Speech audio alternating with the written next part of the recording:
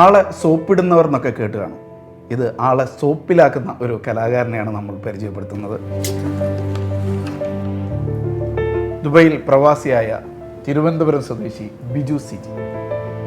എത്ര കാലമായി ഈ സോപ്പിലെ കളി തുടങ്ങിയിട്ട്? സോപ്പിടാൻ തുടങ്ങിയിട്ട് ഏതാണ്ട് ഒരു 19 വർഷത്തോളാവും. സോപ്പ് കലക്കി പറ്റിയ ഒരു മാധ്യമമായിട്ട് എപ്പോഴാണ് തോന്നി തുടങ്ങിയത്? എന്തുകൊണ്ടാണ് അങ്ങനെ ഒരു മാധ്യമം തിരഞ്ഞെടുത്തത്? ശരിക്കും അതിനൊരു ഒരു നാൾ വഴിയുണ്ട്. എന്ന് വെച്ച് കഴിഞ്ഞാൽ ഞാൻ ആദ്യകാലത്തൊക്കെ ബീച്ചിൽ വലിയ മണൽ ശില്പം ചെയ്യുമായിരുന്നു. അപ്പോൾ ആ മണൽ ശില്പത്തിൽ തുടങ്ങിയപ്പോൾ അത് കുറച്ച് 1 മണിക്കൂറത്തെ ഇതല്ലേ ഉള്ളൂ അതിന്.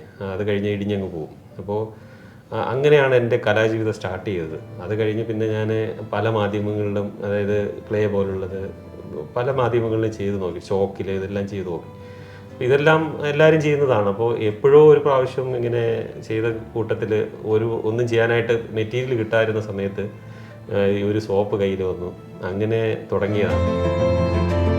ഈ സോപ്പ് ആരും കൈ കടത്തൂലെന്നും എനിക്ക് നന്നായിട്ട് അറിയാമായിരുന്നു. അപ്പോൾ ഞാൻ എൻ്റെ മനസ്സിൽ ഉദിച്ചൊരു ഇതാണ്, ഞാൻ ഇതിൽ ഈ മീഡിയത്തിൽ കാര്യം എന്തായാലും നഷ്ടപ്പെടും. ഇപ്പം മണൽ ശില്പം ചെയ്ത ഒരു എക്സ്പീരിയൻസ് ഉള്ളതുകൊണ്ട് തന്നെ ഒരു 2 മണിക്കൂർ കൊണ്ട് നഷ്ടപ്പെടുന്നതും സോപ്പ് ശില്പം എങ്ങനെയായിരുന്നാലും ഒരു കുറച്ച് നാളെങ്കിലും സൂക്ഷിക്കാൻ പറ്റുമെന്നുള്ളൊരു വിചാരത്തിലായിരുന്നു ഞാൻ തുടങ്ങിയത്. അപ്പോൾ ഒരുപാട് പേര് നല്ല സപ്പോർട്ടൊക്കെ തന്നു കഴിഞ്ഞപ്പോൾ ഞാൻ പിന്നെ ഈ മീഡിയത്തിൽ തന്നെ സ്ഥിരമായി ചെയ്യാൻ തുടങ്ങി. ഇപ്പം ഇതിൻ്റെ ഒരു വലിയൊരു ഡിഫിക്കൽട്ട് പാർട്ടെന്ന് പറഞ്ഞാൽ ഇതിനെ ഒന്ന് സൂക്ഷിച്ച് വെക്കുക എന്നുള്ളത് തന്നെയാണ്. അപ്പോൾ ആദ്യകാലത്തൊക്കെ വളരെ പ്രയാസപ്പെട്ടായിരുന്നു അതിനെ ഒന്ന്. പിന്നെ ഞാൻ അതിന് ശേഷം ഇതിനു വേണ്ടി ഒരു ബോക്സ് സംഘടിപ്പിച്ചു. അതിൻ്റെ ഒരു പരീക്ഷണങ്ങൾ നടത്തി. പിന്നെ വർഷങ്ങളോളം എനിക്ക് സൂക്ഷിക്കാൻ പറ്റുന്ന ഒരു അവസ്ഥയിലോട്ട് എത്തി. പ്രമുഖരെ മാത്രമല്ല, എല്ലാം ഈ സമകാലികവുമായി ബന്ധപ്പെട്ട ശില്പങ്ങളും ചെയ്യാറുണ്ട്. എന്നാലും എനിക്ക് എടുത്തു പറയാനുള്ളത് നമ്മുടെ ലെജൻഡുകളായിട്ടുള്ള രജനീകാന്ത്, മമ്മൂക്ക, ലാലേട്ടൻ, ഇവർക്കെല്ലാം എനിക്കിത് നേരിട്ട് കൈകളിൽ എത്തിക്കാൻ സാധിച്ചിട്ടുണ്ട്. യൂസഫ് അലിക്ക പോലുള്ള പ്രമുഖരായിട്ടുള്ളവർക്കും എനിക്ക് കൊടുക്കാനും അവരെ പരിചയപ്പെടാനും ഈ ഒരു സോപ്പിൻ്റെ ഒരു ശില്പത്തിൻ്റെ ഒരു കല കൊണ്ട് എനിക്ക് അവിടെ എത്താൻ പറ്റിയിട്ടുണ്ട്.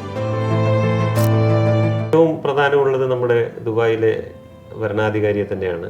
അത് ഞാൻ 1 വർഷമായി ഞാൻ ചെയ്തിട്ട് എനിക്ക് കൊടുക്കാനുള്ള ഒരു തയ്യാറെടുപ്പിലാണ്. ഈ സോപ്പ് ശില്പങ്ങൾക്ക് ഏറ്റവും കൂടുതൽ വേണ്ടുന്ന ഒരു ക്ഷമ എന്ന് പറഞ്ഞൊരു സംഭവം തന്നെയാണ്. കാര്യം ഒരു പ്രാവശ്യം ചെയ്ത് പൊട്ടിപ്പോയി കഴിഞ്ഞാൽ പിന്നെയും ഒന്നുകൂടി ചെയ്യുക, അങ്ങനെ അല്ലെങ്കിൽ നശിച്ചു പോയാലും വീണ്ടും ചെയ്യുക എന്നുള്ളൊരു ക്ഷമ ഉണ്ട് അത്യാവശ്യം. അതുകൊണ്ട് തന്നെ ഞാൻ അതിനായി വെയിറ്റ് ചെയ്യുകയാണ്. 1 വർഷമായിട്ട് ഞാൻ വെയിറ്റ് ചെയ്യുന്നുണ്ട്.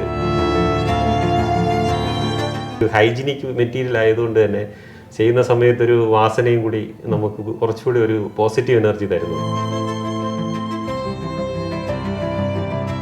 ഏത് സോപ്പ് എടുത്തു കഴിഞ്ഞാലും അത് നശിക്കുമെന്നുള്ളത് ഉറപ്പാണ്. കാര്യം കുറച്ച് നാൾ കഴിയുമ്പോൾ, കാര്യം ആ മെറ്റീരിയൽ അങ്ങനെ ഒരു മെറ്റീരിയൽ ആയതുകൊണ്ട് തന്നെ അതിൽ വേറെ ഒന്നും നമുക്ക് മിക്സ് ചെയ്യാനും സാധിക്കില്ല. പെയിൻറ് ചെയ്താലും എന്ത് ചെയ്താലും അത് കുറച്ച് നാൾ കഴിയുമ്പോൾ അത് റിമൂവ് ആയി പോകും. അപ്പോൾ അതുകൊണ്ട് തന്നെ ഇപ്പോൾ ഒരേ ടൈപ്പിലുള്ള സോപ്പിൽ പോലും നമ്മൾ അത് 5 മാസം നിൽക്കുന്നവരുണ്ട്, ചിലപ്പോൾ 2 മാസം കഴിയുമ്പോൾ നശിച്ചു പോകും. അതിൻ്റെ മെറ്റീരിയലിൻ്റെ ഹാർഡ്നെസ്സിനെ ബേസ് ചെയ്തിട്ട് ചില ശില്പങ്ങളൊക്കെ നല്ല ഷാർപ്പ് എഡ്ജൊക്കെ വേണ്ടുന്ന ശില്പങ്ങളൊക്കെ ആകുമ്പോൾ നമുക്ക് കുറച്ചുകൂടി ഈ പൗഡർ പോലെ ഇങ്ങനെ പോകുന്ന ടൈപ്പിലാണ് അങ്ങനെയുള്ളത് സെലക്ട് ചെയ്യാറുണ്ട്. ചില ശില്പങ്ങളിനെ ബേസ് ചെയ്തിട്ട് സെലക്ട് ചെയ്യാറുണ്ട്. ചിലതെല്ലാം നല്ല പേസ്റ്റി ആയിട്ട്, ഇപ്പം PH സോപ്പ് പോലുള്ളതാണെങ്കിൽ വളരെ പേസ്റ്റി ആയിരിക്കും. അപ്പോൾ ചെയ്യാൻ ഭയങ്കര ഡിഫിക്കൽട്ടായിരിക്കും. പക്ഷേ ക്വിക്കായിട്ട് ചെയ്യാൻ പറ്റുന്നത് എന്ത് എന്ന് നോക്കിയിട്ട് അങ്ങനെ ചൂസ് ചെയ്യാറുണ്ട്.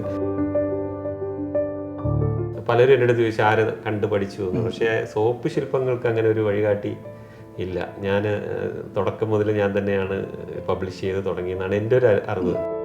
ഖത്തറിൽ ഞാൻ ആദ്യമായിട്ട് ഒരു എക്സിബിഷൻ വെച്ചിട്ടുണ്ടായിരുന്നു. അപ്പോൾ അതിൽ അവർ ഹെഡിങ് ആയിട്ട് കൊടുത്തത് തന്നെ ലോകത്തിലെ ആദ്യ സോപ്പ് ശില്പ എക്സിബിഷൻ എന്നാണ് കൊടുത്തത്.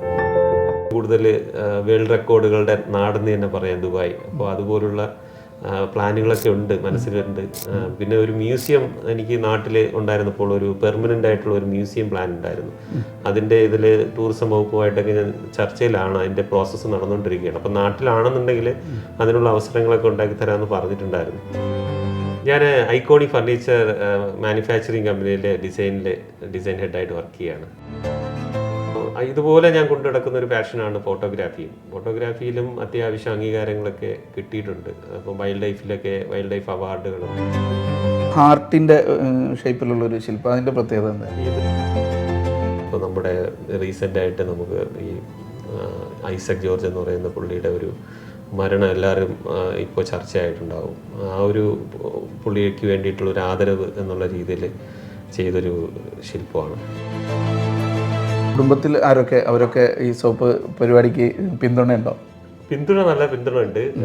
പക്ഷേ എൻ്റെ അതേ ഇതിൽ നിന്ന് ഒരു വ്യത്യസ്തമായി എൻ്റെ മകൻ അണ്ടർ-14 കേരള സ്റ്റേറ്റ് പ്ലെയറാണ്, ക്രിക്കറ്റ് പ്ലെയറാണ്. പേര് ദേവർഷ് ബിജു എന്നാണ് പേര്. വൈഫ് ബാംഗ്ലൂർ ബേസ്ഡ് ആയിട്ടുള്ള കമ്പനി വർക്ക് ചെയ്യാൻ. മകൻ അപ്പോൾ പ്രശസ്തനാണല്ലോ. ഈ സോപ്പിലാക്കാൻ ആഗ്രഹിക്കുന്ന ഏതെങ്കിലും വ്യക്തികളുണ്ടോ? അങ്ങനെ വളരെയധികം ആഗ്രഹിക്കുന്ന ആരെങ്കിലും? എന്നെ സംബന്ധിച്ച് എൻ്റെ വർഷങ്ങൾക്ക് മുമ്പേ ഉള്ള ആഗ്രഹങ്ങൾ പലതും സാധിച്ചു തന്നിട്ടുള്ളത് ഈ സോപ്പ് ശില്പങ്ങൾ തന്നെയാണ്.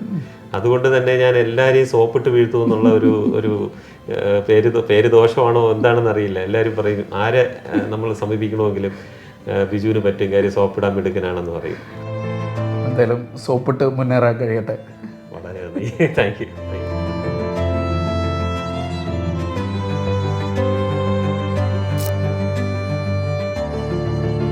ഈ ആഴ്ചയിൽ വീക്കെൻഡ് അറേബ്യ കാഴ്ചകളോട് അവസാനിക്കുന്നു. ഇനി അടുത്ത ആഴ്ച കണ്ടുമുട്ടാം.